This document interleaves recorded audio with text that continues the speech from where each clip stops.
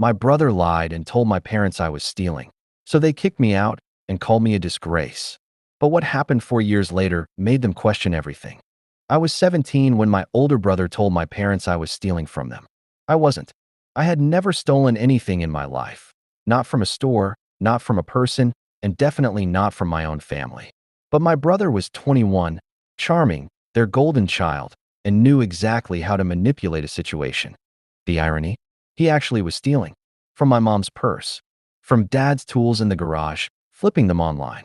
But the second anything went missing, he'd blame me. First it was a 20 from the kitchen drawer. Then some old jewelry our grandmother left. Eventually, it was a missing check. That one really did it. And somehow, every time, I had no alibi. No way to prove anything. Just me stammering, I didn't, while he shrugged behind them like he was heartbroken to even have to say it. I was always the quiet one. Got decent grades. Kept to myself. I wasn't perfect. I skipped class once, failed a chem test, had some anxiety issues, but I was solid. Steady. Predictable. But to them, I was suddenly suspicious. Withdrawn, my mom said. Secretive, dad added. All of a sudden, they looked at me like I was a stranger in my own house. My room got searched when I wasn't home. My texts were read. My cash tips from my part-time job went missing, and that somehow got twisted into proof that I'd stolen more. The worst part? They didn't even sit me down. One night, I came home from my shift at the diner, and my duffel bag was by the door, just sitting there. My dad was in the kitchen, arms folded. My mom stood behind him, eyes red, but not saying anything. We think it's best if you stay somewhere else for now, he said, until you can take responsibility. I just froze. For what? I asked. You know what you did, my brother said from behind them. He was smirking, barely even trying to hide it, like he was proud of what he'd pulled off. I didn't cry. I just nodded, picked up the bag, and left. I didn't have anywhere to go. I slept in my old car for a couple nights. Well, it wasn't really mine. It was my mom's old Honda Civic that had been passed down to me. I parked behind the Walmart near our town and cracked the windows just enough not to suffocate. It was March. Cold. Wet. I had $46 and a charger that only worked if I held it at a weird angle. I didn't tell anyone. Not friends, not coworkers. I was too embarrassed. I showered at the community center. Ate what I could get on discount from the diner. Picked up extra shifts. I applied to colleges that spring out of sheer spite. Didn't even tell them. My parents assumed I wouldn't get in. I think deep down they thought I'd screw up, come crawling back, beg for forgiveness for something I didn't even do. Instead, I got a scholarship. Out of state. I packed up everything I had, 2 duffels, a milk crate of books, my busted laptop, and drove 12 hours to a school that didn't care what my family thought. I crashed in a dorm with 3 other kids who had no clue what I'd left behind. I made friends. Real ones. I told them bits and pieces, family's complicated, or just needed to start over, but never the whole truth. Freshman year was brutal. I was broke. Like cup noodles and stale coffee broke. I worked weekends at a library, weeknights tutoring econ, even though I barely understood it myself. But I passed. Barely. And then I passed again. And again. By junior year, I was tutoring for real money. Running study groups. I joined a business startup incubator kind of on a dare. That's when things clicked. I got paired with a computer science major and a marketing guy, and we built this dumb little app that lets small food trucks manage orders without expensive POS systems. It wasn't fancy, but it worked. And people used it. By the time I graduated, we had 5 paying clients and a small grant from an alumni entrepreneur fund. I stayed, turned the project into a real company, got more clients. We renamed the app, launched a subscription model, added features. It exploded faster than I expected. Within 2 years, we had employees. Real ones. Health insurance, payroll, the whole thing. And then one day, for years after they kicked me out, I got a friend request from my mom on Facebook. No message, just a friend request. I didn't accept, but I clicked on her profile, which was public. And I saw it. A photo of my brother in front of a bail bond office. No caption, just angry comments from distant relatives and an aunt asking what happened. One comment said, "Always knew that kid was no good." Another one, "So now you finally believe your other son?" I just sat there, staring. I didn't feel joy. Not yet. But something settled in me, like a weight that had been shifting for years finally clicked into place. After that night scrolling through my mom's Facebook profile, I didn't say anything. I didn't reach out. I didn't message her or like the post or even breathe a word to anyone. I just let it sit, let it marinate. I reread the comments maybe 5 times over, memorizing the wording. Always knew that kid was no good. So now you finally believe your other son? Those words weren't mine, but they echoed things I had screamed inside my head for years. And maybe I was petty, but I screenshotted everything. I didn't know why. Maybe for closure, maybe because a part of me still needed proof I hadn't been crazy, that I hadn't imagined what he did to me, that they'd really chosen to believe him over me. And now that everything had come full circle, they didn't even have the courage to say it to my face. What got me the most, though? It wasn't that he got arrested. It was that they were publicly embarrassed. That only now, when the consequences spilled out for everyone to see, they decided to acknowledge the cracks. Not when I was 17. Not when I was sleeping in my car. Not when I got into college and they never called. It took handcuffs and gossip for them to question the kid they'd crowned king of the house. I told myself I didn't care. But that night, I barely slept. A week later, I got an email. Subject, "We're sorry." From my mom. Just those 2 words sitting in my inbox, like they could undo 4 years of silence. I hovered over the email for what felt like forever. Finally clicked. "We heard what happened through some extended family. I know you probably don't want to hear from us. I just wanted to say we're sorry. We didn't listen. We didn't believe you. And now, we know you were telling the truth all along." Your brother confessed. He admitted to everything. Not just recently. He admitted what happened back when you were still at home. He said he blamed you because he knew we'd believe him over you. He's not welcome in our house anymore. I don't know if that makes a difference. But I miss you every day. Your dad does too. We were wrong. I read it twice. Then a third time. And I felt hollow. Not angry. Not vindicated. Just tired. It took them 4 years and a criminal charge to realize what I had been trying to scream in silence. I should have felt some kind of victory. But instead, it just reminded me how little I'd mattered to them back then. I didn't reply. Not for another month. Instead, I buried myself in work. My company had just landed a contract with a mid-size restaurant chain to manage food truck logistics. We were scaling hard, bringing on a CFO, onboarding developers, doing actual quarterly projections. I didn't have the luxury of unraveling emotionally. But the thing about emotional wounds is they don't wait for your calendar to clear. One night, I went to a local bar with a few friends from the incubator days. We were celebrating our first 6-figure revenue quarter. Someone made a toast. Another guy jokingly said, "Bet your family feels dumb now, huh?" And I laughed. But then I paused, and something cracked open. I excused myself, walked to the sidewalk, and just stood there, hands in my coat pockets, watching cars blur past. That was the moment I decided I had to go home. Not to forgive them, not to reconnect, but to face it, to look them in the eye, now that the power had shifted. Not to flex, just to be seen again, really seen. So I flew back. Didn't tell them. Just showed up on a quiet Sunday and knocked on the door. My dad answered. He looked older than I remembered. Thinner. His hair had gone fully gray. He froze. "Hey," I said. He opened the door wider, like he thought I might disappear if he blinked. I didn't think you'd ever." I stepped inside.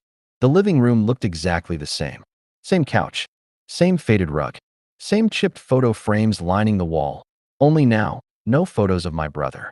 My mom came in from the kitchen and just stared, tears already on her face. I didn't hug them. I didn't yell either.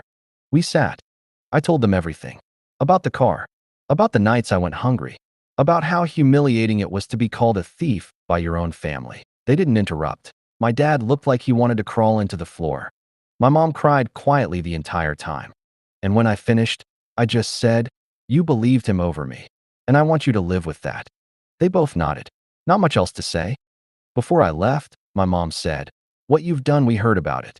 The business, the scholarship, all of it. We're proud of you." I paused at the door. "I'm proud of me too, but you don't get credit for that." The drive back from my parents' house felt colder than the air outside. I didn't cry. I didn't smile either. It was like my body went on autopilot while my brain just floated, somewhere between relief and resignation. I had imagined that day for years, some dramatic confrontation, maybe a yelling match, doors slammed, a final sentence that echoed. But real life doesn't play like that. It's quieter, awkward, full of pauses you don't know how to fill. You walk in thinking you'll walk out lighter, but mostly you're just tired. When I landed back home, I went straight to work. I was back in my comfort zone, emails, check-ins, product roadmaps, Slack threads. One of my co-founders noticed I was off and asked if everything was good. I said, yeah, just family stuff. And that was it. But something shifted after that. Slowly, word got around back in my hometown.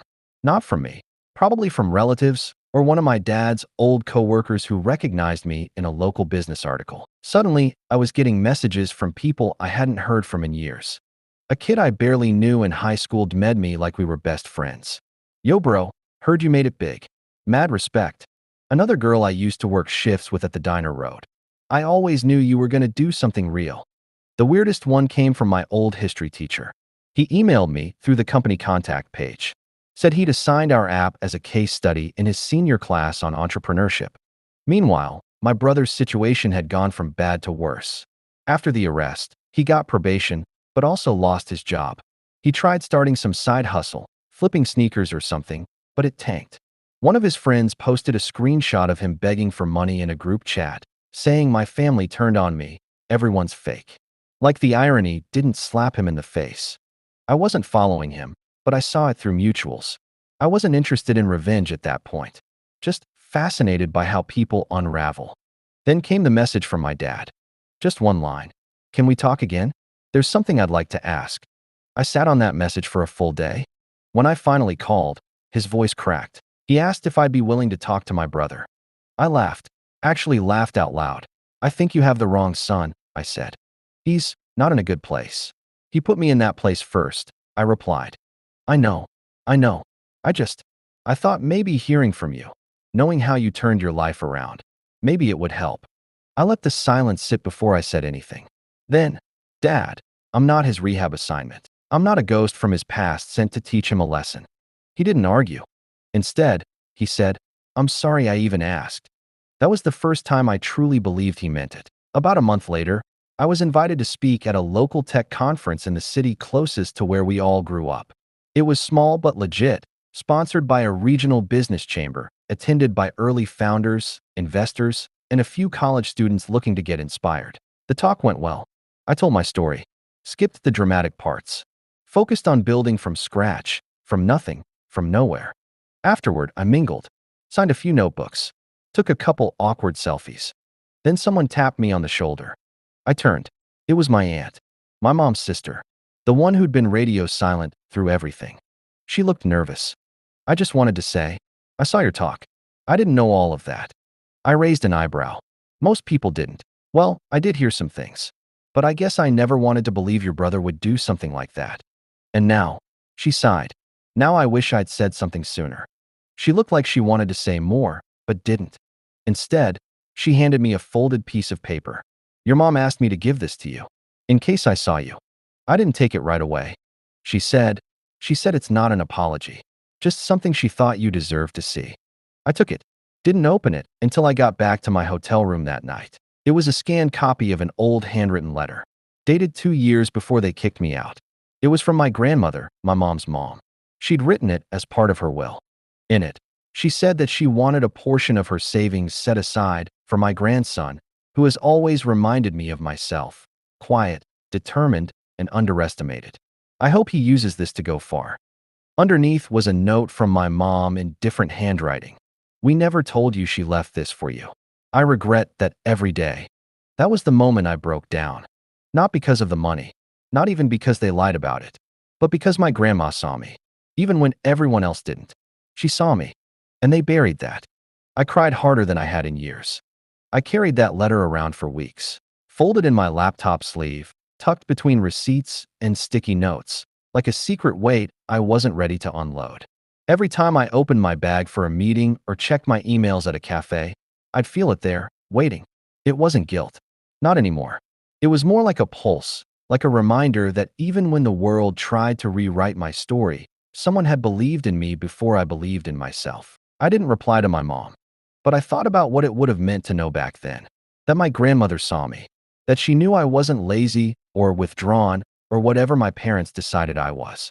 I thought about what it might have changed if I'd felt chosen, not discarded. The truth was, I wasn't the same person anymore. I wasn't the 17-year-old kid standing in the rain next to his duffel bag, trying to figure out what went wrong. I was 24, running a team of 15, with an app that had gone from side project to real business. I was invited to speak on panels. Journalists were asking for quotes. My name popped up in LinkedIn newsletters now. But part of me still wanted to be seen. Not by the world, not by tech people or mentors, by the people who had called me a disgrace, by the people who said I wouldn't make it. I didn't need them to say we're sorry again.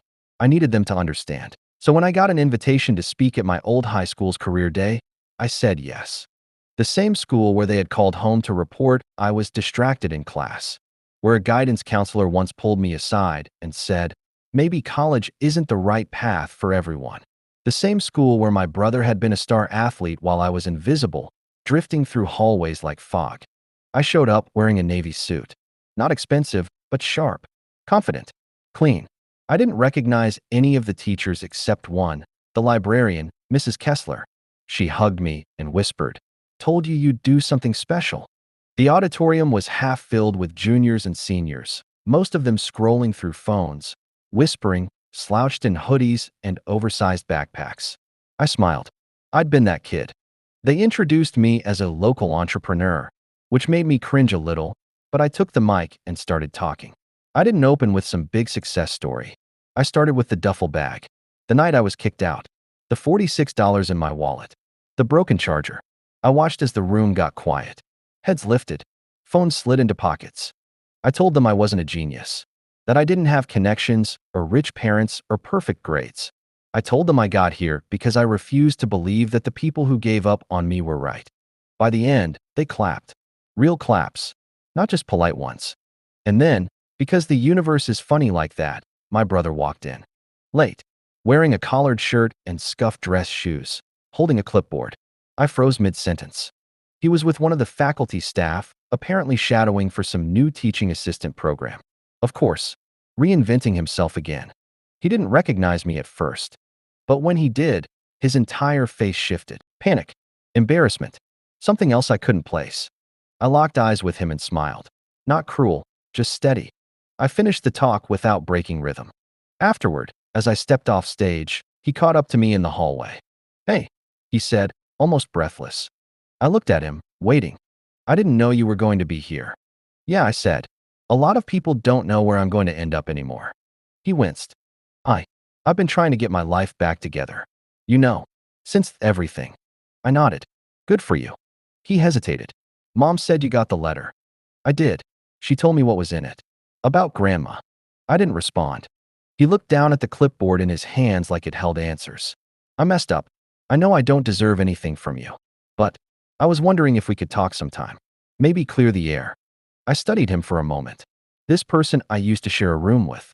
The person who told my parents I was a thief and watched them throw me out like trash. "No," I said calmly. "We're not clearing the air. I've built something out of the smoke you left me in." He blinked, like he hadn't expected that. Then he nodded. "I get it." "I don't think you do," I said. "But maybe someday you will." And I walked out. The school emailed me a week later saying students had requested I return for a second talk. My mom sent another message. Just a photo. It was the dining room, same as always, but the photo frames had changed. Now there were pictures of me. Graduation. The first tech event I spoke at. A headshot someone had taken for a business article. She didn't write anything. She didn't have to. About 3 months after that talk at my old high school, something weird started happening. I'd be walking into a coffee shop near my office and someone would nod at me like they recognized me. A kid at a bookstore pointed and said, "You were the guy at Lincoln High, right? The one who started the app for food trucks." Even the guy who cut my hair asked if I'd ever been on some podcast or something. Apparently, a clip from my school talk had gone viral. Someone had filmed it from the third row and posted it to TikTok with the caption, "He got kicked out by his parents and now runs a $1 million business." I didn't know whether to be flattered or horrified, but it happened. I was now, accidentally, a minor inspirational figure. For the first time, the story wasn't just mine anymore. It was resonating with people. Strangers messaged to say they'd been cut off too, that they'd slept in their cars, that they'd been made to feel like a burden and still kept going. I wasn't prepared for how much that would mean to me. But the part that hit hardest? A message that came from a username I didn't recognize. No name, no photo, just a long paragraph. "You don't know me, but I went to school with your brother. He always talked down about you, said you were weird, moody, probably wouldn't go far. When the arrest happened, people whispered, but no one really knew what he did to you. Then I saw the video. I cried because I believed him, and I shouldn't have. I read it twice. Then I sat in silence. That's the thing no one tells you about rebuilding your life. The people who broke it will never be the ones who piece it back together. Sometimes it's strangers, people who were never part of the hurt, but somehow become part of the healing. Around that time, our company started gaining real traction. We secured a seed round, got accepted into a West Coast accelerator, and hired a full-time CTO. Investors actually called us. I hired 2 people who used to work at the company that laughed me out of an interview 2 years earlier. It wasn't petty. It was just poetic. I moved into a modest but beautiful loft not far from the office. First thing I bought, a real bed, a real mattress. No more floor, no more couches. Just sleep, finally soft and earned. I never sent my parents an invite, but they found out. Eventually, everything trickles down in small towns. One morning, I checked the company website and saw a contact form submission with my dad's name. Congratulations on everything you've built. I drove past your billboard on the freeway. Didn't know how to feel. Just proud, I guess. Hope you're well. I didn't reply. Not because I was angry. I wasn't anymore. I was just done giving them access to the part of me they tried to erase. But I did one thing. I printed out my grandmother's letter, the one they'd hidden from me, framed it in glass, hung it right above my desk. Every time someone comes into the office, they ask what it is. And I say, it's the first time anyone believed in me, because she was the spark. The only adult in my early life who didn't try to silence me or twist me into someone else. She gave me fuel before I even knew I needed it. And that letter, the one my parents buried out of guilt or jealousy or shame, that letter reminded me who I was before the world told me otherwise. And then, about a year after everything, the viral video, the viral app, the new life, I went to visit her grave. I put it off for too long. She was buried in a small cemetery behind a church near my hometown. I hadn't been back in years. The grass was overgrown. The headstones were weather-worn. I found hers in the 3rd row. Simple, elegant, the name carved cleanly into marble. I sat cross-legged in front of it, like I was 12 again. I made it, I said. Not to anyone in particular, just to her, or the memory of her, or maybe to that scared kid still somewhere inside me. I made it, and I did it without them. The wind picked up. A bird landed on the fence a few feet away. I took a folded copy of the company's first official revenue statement from my coat pocket, placed it next to the stone, weighted it with a small rock. It wasn't about money. It was about proof. Proof that being discarded didn't mean I was worthless. That being forgotten didn't mean I'd disappear. That you can be underestimated for so long that when you finally rise, people think it came out of nowhere. But it didn't come out of nowhere. It came from nights on a floor, from watching people lie about you and having no one stand up for you, from deciding that being alone was better than being silenced. It came from one letter, one sentence that said, I hope he uses this to go far. I think I did. And I'm still going.